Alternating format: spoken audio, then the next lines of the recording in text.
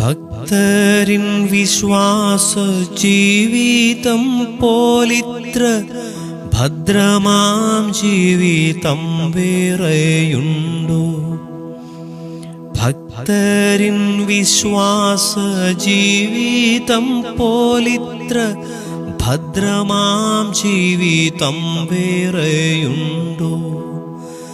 സ്വർഗപിതാവിൻ്റെ ദിവ്യ ഭണ്ഡാരത്തെ സ്വർഗപിതാവിൻ്റെ ദിവ്യ ഭണ്ഡാരത്തെ സ്വന്തമായി കണ്ടു തൻ ജീവിതം ചെയ്യുന്ന ഭക്തരിൻ വിശ്വാസ ജീവിതം പോലിത്ര ഭദ്രമാം ജീവിതം വേറെയുണ്ടോ? യോഹന്നാന്റെ സുവിശേഷം 2-ാം അധ്യായത്തില്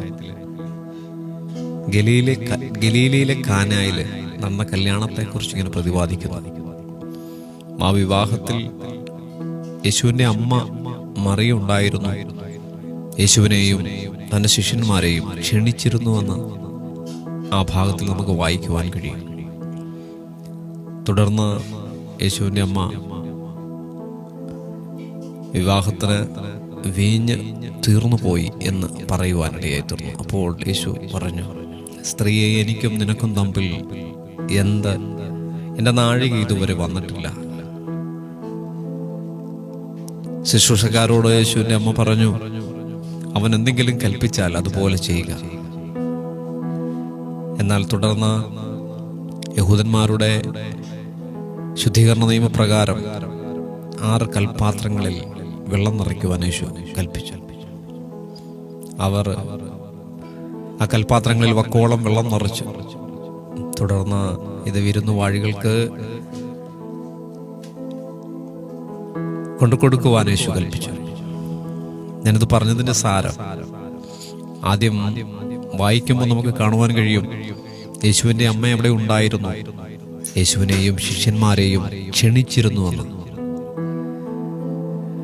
പലപ്പോഴും നമ്മുടെ ജീവിതത്തിൽ പല ആവശ്യങ്ങളിലും, നമ്മുടെ ജീവിതയാത്രകളിൽ, അല്ലെങ്കിൽ നമ്മുടേതായ ഓരോരോ കാര്യങ്ങളിൽ നാം ക്ഷണിക്കുവാൻ പലപ്പോഴും മറന്നുപോകുന്ന ഒരാളാണ് നമ്മുടെ ദൈവം. മറ്റു പലരെയും നാം ക്ഷണിക്കും. എന്നാൽ ദൈവത്തെ ക്ഷണിക്കുവാനോ ആ ക്ഷണിക്കപ്പെട്ട അതിഥി വരുമ്പോൾ അതുപോലെ നമുക്ക് പെരുമാറുവാനോ കഴിയാതെ പലപ്പോഴും നാം പരാജിതരായിപ്പോകും. എന്നാൽ യേശുവിനെ ക്ഷണിച്ചാൽ നമ്മുടെ ജീവിതത്തിലെ കുറവുകൾ നികത്തുവാൻ, നമുക്ക് നമ്മുടെ ജീവിതത്തിൽ യേശു ഇടപെടേണ്ടതായ നാഴിക ഉണ്ട്. അത് കൃത്യമായി ആ ദൈവം നമ്മുടെ ജീവിതത്തിൽ ഇടപെടുകയും നമ്മളെ വഴി നടത്തുവാനും ശക്തനാണ്. ഈ പ്രഭാതത്തിൽ കർത്താവ് എല്ലാവരും ധാരാളം അനുഗ്രഹിക്കട്ടെ. Okay, God bless you.